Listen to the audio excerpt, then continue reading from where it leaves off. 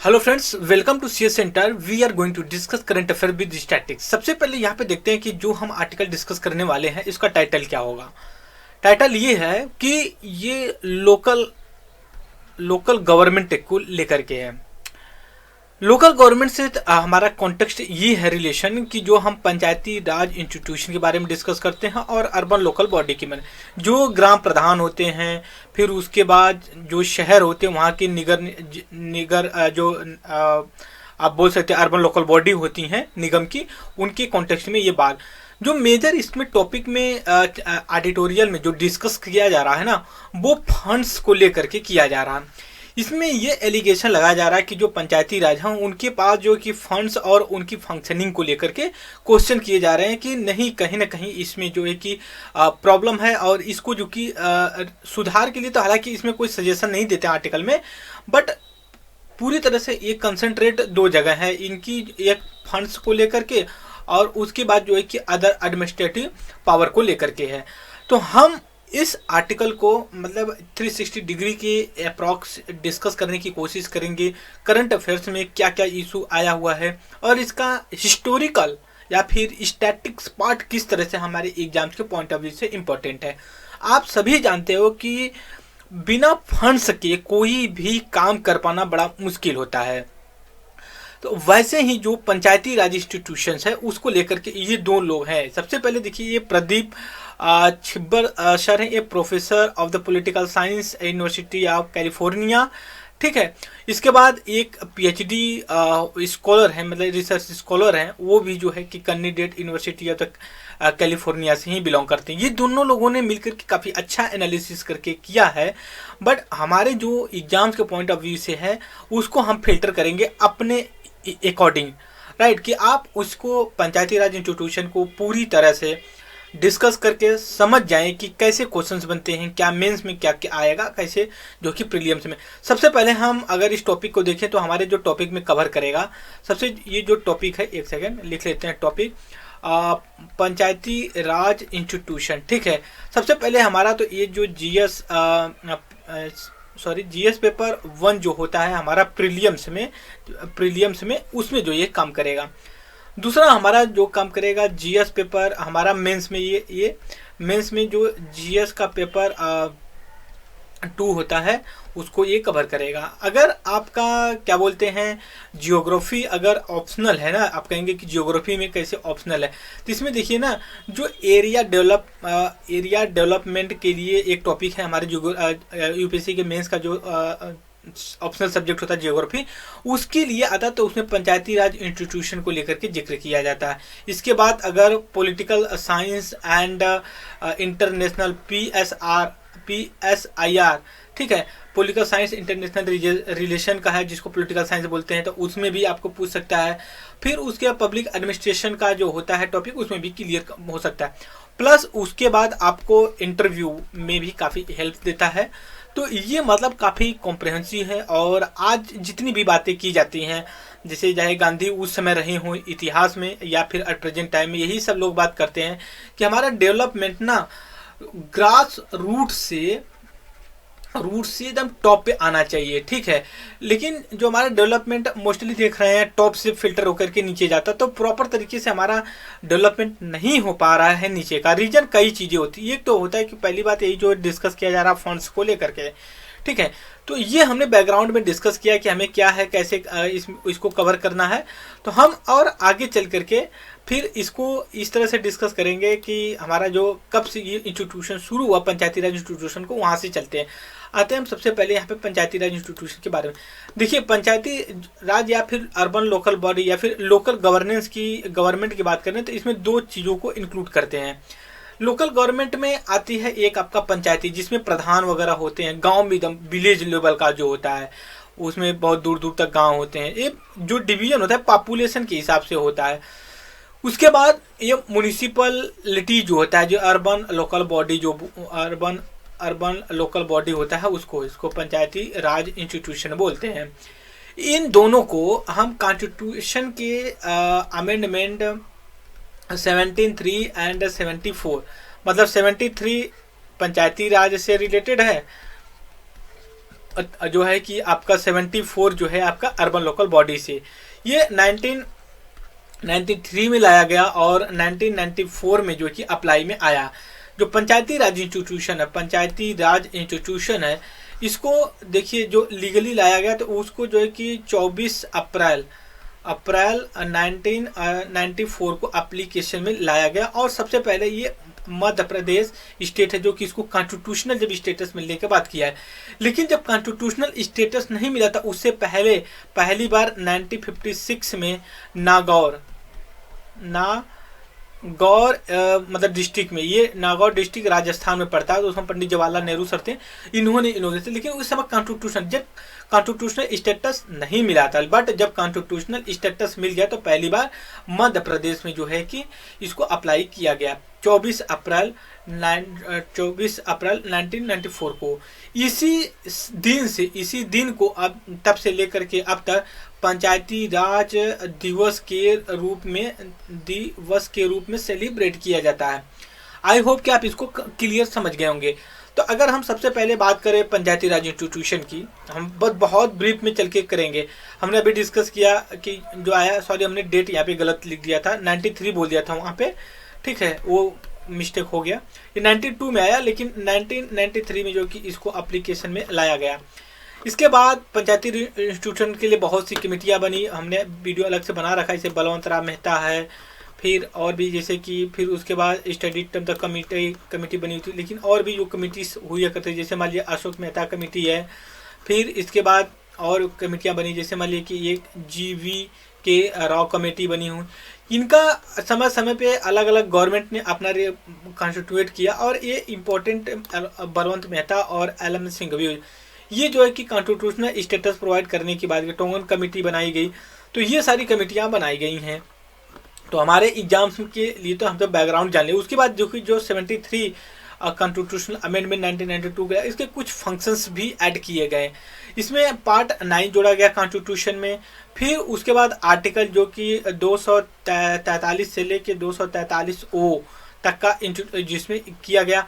इसके बाद ये देखिए 29 फंक्शनिंग है इसकी, यही हम लेकर के चलेंगे अब आगे।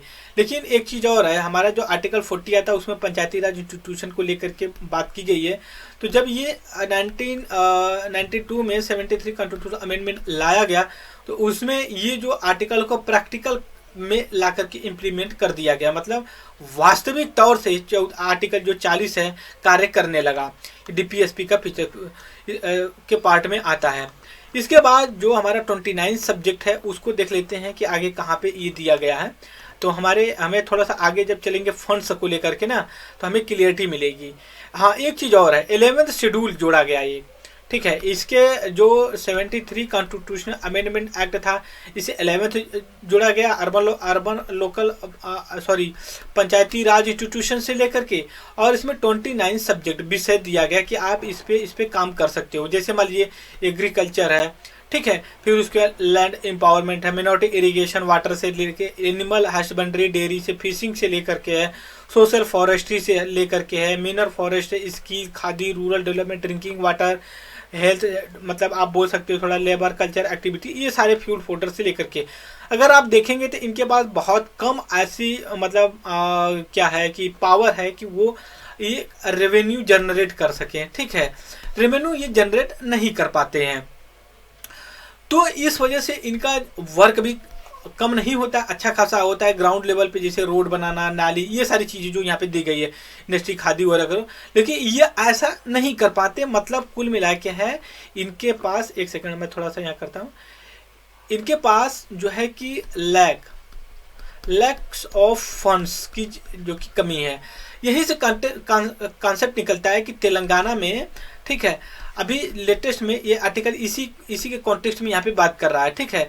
तेलंगाना में क्या हुआ है कि ये पंचायती राज इंस्टीट्यूशन के बोल सकते हो सरपंच या ग्राम प्रधान, ठीक है, प्रधान, उसने क्या किया कि कुछ लोन्स ले करके, मतलब आप बोल सकते हो कि डेप्ट लिए थे और ले करके रूरल डेवलपमेंट में काम किया। समझ लिए कितना हिम्मत आदमी जुटाया था, अपने लिए व्यक्तिगत नहीं, वो जो है कि आप तो लोग अपने लिए भी लोन लेने के लिए डरते हैं, लेकिन उन्होंने लिया लोन लिए उस लोग को लोन जो उधार लिए थे ब्याज पे, उसको क्या किए कि डेवलपमेंट के काम में लाए, लेकिन ये टाइम फिक्स के अंतर्गत ये लौटा नहीं पाए। इनको ये लगा कि अगर हम अभी लोन लेकर के काम कर लेते हैं तो जो हमें फंड्स मिलते हैं राज्य सरकार से या केंद्र सरकार से, जहाँ से भी मिलते हैं वो मिल जाएंगे तो हम जो कि काम कर लेंगे।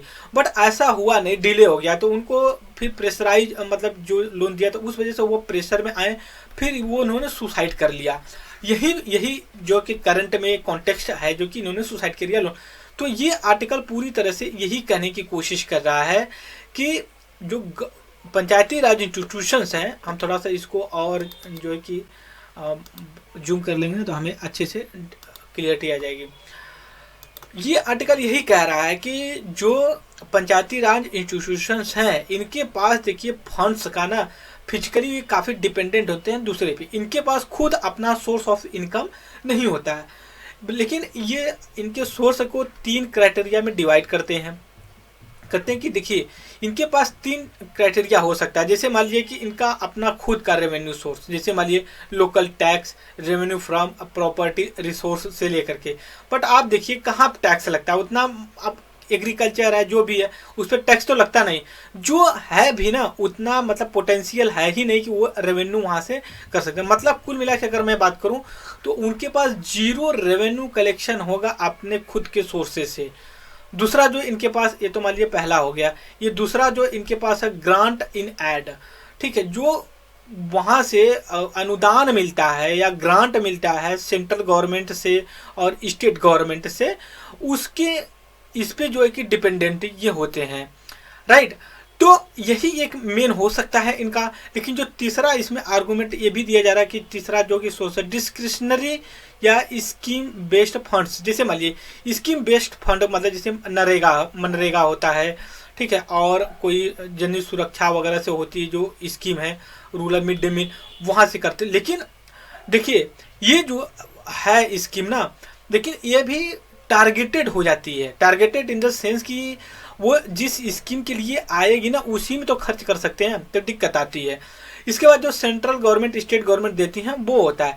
लेकिन अब क्या है कि इनका जो फंड्स आता है यहाँ से उधार से, मतलब सेंट्रल गवर्नमेंट और स्टेट गवर्नमेंट जो देती है, तो इसमें क्या है कि ऐसे फिल्टर होता है ना, जैसे मान लीजिए कि ये इस तरह से पिरामिड बना लीजिए आप, ये इस तरह से पिरामिड बना लीजिए, यहाँ सेंट्रल गवर्नमेंट हो गई, यहाँ स्टेट गवर्नमेंट हो गई, तो फिर लोकल गवर्नमेंट हो गई। लेकिन लोकल गवर्नमेंट में भी जब आएंगे ना पिरामिड बन जाता है। पिरामिड कैसे बन जाए, जैसे डिस्ट्रिक्ट मजिस्ट्रेट हो गया, फिर बीडीओ हो गया, जो हो गया ब्लॉक लेवल पे होता है, फिर उसके बाद ग्राम लेवल पे ना विलेज वीडीओ होता है, विलेज डेवलपमेंट ऑफिसर्स होते हैं।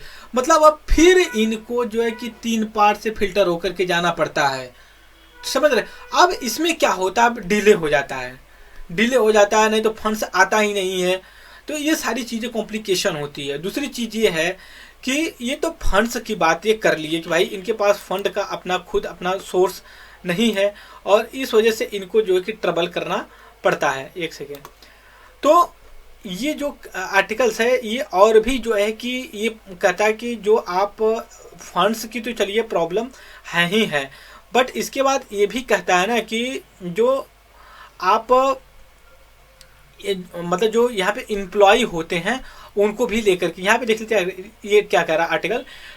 Blind local government through the local bureaucracy approach the public work project require the technical approval.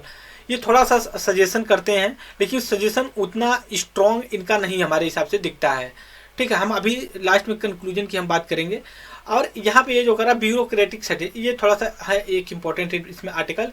ये कहा जा रहा है ना कि जो इनके ग्राम पंचायत के, एक सेकेंड, जो एम्प्लॉय होते हैं ना, जो एम्प्लॉय होते हैं, सॉरी हम थोड़ा सा बोर्ड ले लेते हैं, ठीक है। जो पंचायती राज इंस्टीट्यूशन में ना ये होते हैं, क्या बोलते हैं, एम्प्लॉय होते हैं, एम्प्लॉय जो होते हैं ना, इनके पास जो कंट्रोल होता है ना वो सरपंच का होता ही नहीं है। कंट्रोल उस पर जो है कि डिस्ट्रिक्ट मजिस्ट्रेट का होता है या फिर जो बीडीओ होते हैं। मतलब क्या है कि ये एम्प्लॉय पे इलेक्टेड गवर्नमेंट के जो लोग हैं उनका कंट्रोल नहीं है, वो जो कि ब्यूरोक्रेट्स का है, जो आईएएस आईपीएस होते हैं, पीसीएस ऑफिसर्स होते हैं, उनका है। क्योंकि देखिए जो वीडियो बनते हैं ना, वो भी आईएएस जो बनता है पहले उसको कुछ दिन के लिए वीडियो बनाया जाता है, फिर उसके बाद वो होते हैं जो एसडीएम होते हैं ना, जो पीसीएस के थ्रू उनको भी वीडियो बनाया जाता है, या फिर प्रमोटेड होते हैं, या फिर कुछ डायरेक्ट भी होते हैं। तो इनका अगर सस्पेंशन कुछ करना है, इनके ऊपर एक्शन लेना, जो कि इम्प्लाई है अगर कोई प्रॉपर तरीके से वर्क नहीं कर रहे हैं, तो अगर सरपंच चाहे कि नहीं भाई तुम काम क्यों नहीं कर रहे, तो वो जो है कि इसके हाथ में है ही नहीं। तो ये सारी चीज़ें डिस्कस करते हैं। इसके बाद जो चीज़ें निकलती हैं यहाँ से, ये चीज़ें निकलती हैं कि अगर आप जैसे फंड्स की मैं बात करूँ, यहाँ पे फंड्स की कंसंट्रेट है, तो फंड्स के लिए देखिए, जब हम 73 कॉन्स्टिट्यूशन अमेंडमेंट लाए तो हमारा कॉन्सेप्ट ही था डिसेंट्रलाइजेशन ऑफ पावर। मतलब पावर मतलब कि शक्ति का जो है कि विकेंद्रीकरण, डिफरेंट सबके सब बात अपना अपना होना चाहिए, बट ये कॉन्सेप्ट जो कि बिगड़ करके रह गया, मतलब हो नहीं पाया, बस वो थ्योरेटिकल नहीं रह पाया, प्रैक्टिकल में नहीं आ पाया। इसके बाद अगर इनको इंडिपेंडेंट काम करना है, ठीक है, इंडिपेंडेंट काम करना है, तो इनके पास एक फंड्स का जो कि सोर्स होना चाहिए। जैसे मान लीजिए कि आप ये बोल दो कि एग्रीकल्चर पे टैक्स लगेगा, ठीक है, फिर वहाँ पे जो हालांकि है मतलब कुछ इनके पास पावर की जो कि कर सकते हैं टैक्स लगा से, बट वो सफिशिएंट नहीं है। तो मेरे हिसाब से एक मैकेनिज्म होना चाहिए प्रॉपर तरीके से, और उसमें जो कि सरपंच जो होते हैं उनका भी एक इम्पोर्टेंट रोल होना चाहिए ब्लॉक लेवल पे।